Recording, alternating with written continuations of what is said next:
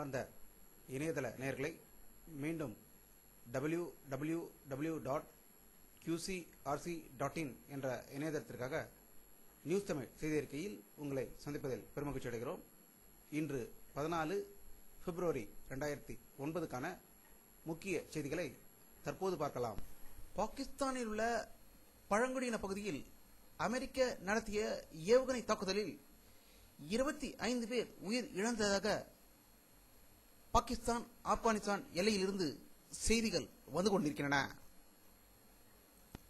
நலிவடைந்த அமெரிக்க பொருளாதாரத்தை மேம்படுத்துவதற்காக அமெரிக்க அதிபர் திரு பராக் ஒபாமா அரசால் சமர்ப்பிக்கப்பட்ட $789 பில்லியன் நிதியுதவியை வழங்க அமெரிக்க காங்கிரஸ் இன்று ஒப்புதல் அளித்துள்ளதாகவும், மீண்டும் பொருளாதார எழுச்சி பெற சில மாதங்கள் அல்லது சில ஆண்டுகள் பிடிக்கும் என அமெரிக்க அதிபர் பராக் ஹுசைன் ஒபாமா தெரிவித்ததாக செய்திகள் வெளிவந்து கொண்டிருக்கின்றன.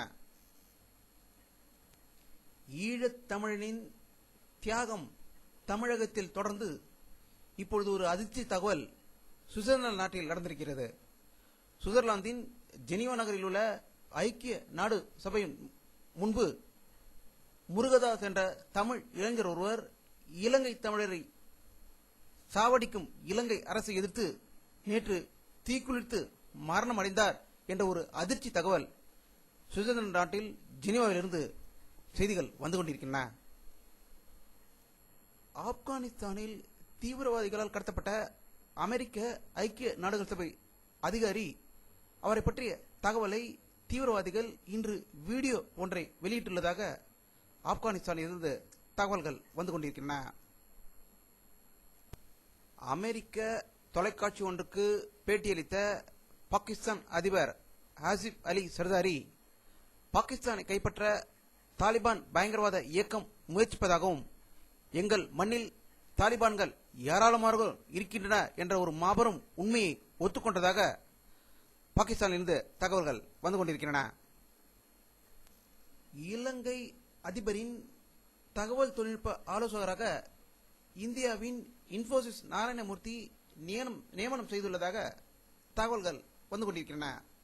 இதை பற்றி நம்முடைய அரசியல் கருத்து கேட்டபோது, இந்திய மண்ணின் மைந்தர்களாகிய திராவிடருக்கும் ஆரியனுக்கும் உள்ள வித்தியாசம் இதுதான் என்றும், தன்னுடைய சுயநலத்துக்காக ஆரியன் எதை வேண்டுமானாலும் செய்வான் என்பது இதன் மூலம் நிரூபணமாகிறது என்று கூறியிருக்கிறார்கள்.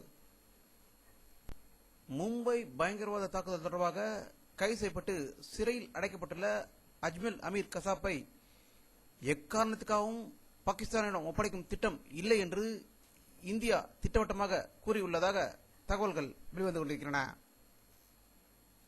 ஹவுராவிலிருந்து சென்னை நோக்கி வந்து கொண்டிருந்த ஹவுரா சென்னை கோரமண்டல் எக்ஸ்பிரஸ் நேற்று இரவு தடம் புரண்டு விபத்துக்குள்ளாயது. இதில் 16 பேர் உயிர் இழந்ததாகவும், இந்த விபத்துக்கான செயல் பற்றி ஆராய்வதற்கு ரயில்வே ஒரு குழுவை அமைத்து விசாரணை நடத்தி கொண்டிருப்பதாக தகவல்கள் வந்து கொண்டிருக்கின்றன.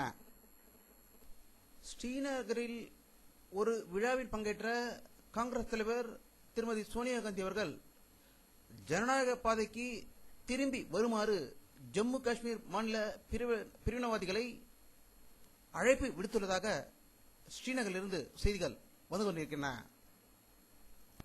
வரும் நாடாளுமன்ற தேர்தலில் காங்கிரஸ் கட்சியை தனது கட்சி ஆதரிக்கும் என்றும், ஆனால் அதனிடம் அடிபணிய மாட்டோம் என சமாஜ்வாதி கட்சி தலைவர் திரு அமர்சிங் அவர்கள் செய்தி வெளியிட்டுள்ளதாக தகவல்கள் வந்து கொண்டிருக்கின்றன. காங்கிரஸ் பொதுச் செயலாளர் திரு ராகுல் காந்தி அவர்கள் வெளியிட்டுள்ள ஒரு செய்தி அறிக்கையில், வரும் நாடாளுமன்ற தேர்தலில் என்னுடைய பிரதம வேட்பாளர் திரு மன்மோகன் சிங் தான் என்று கூறியதாக செய்திகள் வந்து கொண்டிருக்கின்றன. இந்திய கம்யூனிஸ்ட் கட்சியின் அகில இந்திய மூத்த தலைவர் திரு நல்லக்கண் அவர்கள் வெளியிட்டுள்ள ஒரு செய்தியில், தமிழக அரசை மத்திய அரசு மதிக்கவே இல்லை என்று கூறியதாக செய்திகள் வந்து கொண்டிருக்கின்றன. பெங்களூரில் நடைபெறும் ஏரோ இந்தியா 2009 நிகழ்ச்சியில் மக்கள் கூட்டம் அலை மோதுவதாகவும், அதற்கேற்ப இந்திய விமானப்படை வீரர்கள் தங்களுடைய சாகசங்களை செய்தி காட்டினார்கள் என்று பெங்களூரிலிருந்து செய்திகள் வந்து கொண்டிருக்கின்றன. இந்தியாவில் காதலர் தினம் மிக சிறப்பாக கொண்டாடப்பட்டதாகவும் பல்வேறு இடங்களிலிருந்து தகவல்கள் வந்து கொண்டிருக்கின்றன. அதற்கான படத்தையும் நீங்கள் தற்போது பார்த்து கொண்டிருக்கிறீர்கள். வானிலை அறிக்கை 14 பிப்ரவரி 2009 பிற்பகல் 3:30 மணி வரை எடுக்கப்பட்ட சேட்டலைட் புகைப்படத்தை தற்போது பார்த்துக் கொண்டிருக்கிறீர்கள். தமிழகத்தில் மேகமூட்டம் எதுவும் தெரியாது, இந்த படத்தில் காணலாம். இத்துடன் இந்த செய்தி அறிக்கை நிறைவடைகிறது. மீண்டும் நியூஸ் தமிழ் செய்தி அறிக்கையில் உங்களை சந்திக்கும் வரை உங்களிடமிருந்து விடைபெறுவது உங்கள் கே பாலாஜி. நன்றி.